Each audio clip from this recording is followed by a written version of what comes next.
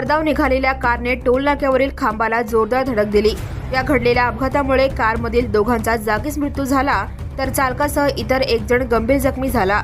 मंगळवारी मध्यरात्री 1 वाजता तुळजापूर तालुक्यातील तामलवाडी टोल नाक्यावर ही घटना घडली। मृत व जखमी हे मार्डी येथील रहिवासी आहेत। या घटनेची मिळालेली माहिती अशी की मार्डी येथील 4 जण मंगळवारी मध्यरात्री धाराशिव जिल्ह्यातून गावाकडे परतत होते।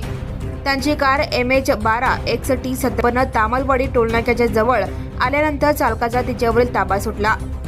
गाडीने टोल नाक्यावर असलेल्या मोठ्या खांबाला जोरदार धडक दिली।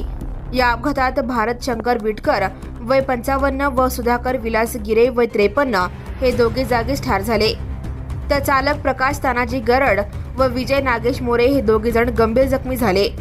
अपघातानंतर जखमींना सोलापुरातील खासगी रुग्णालयात दाखल करण्यात आले। याबाबत तामलवाडी पोलीस चौकीत नोंद करण्यात आल्याची माहिती पोलिसांनी दिली।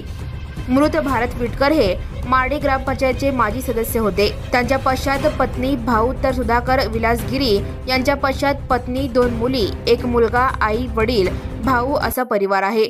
बुधवारी दोघांवर मार्डी येथे अंत्यसंस्कार करण्यात आले। Subscribe now and press the bell icon. Never miss an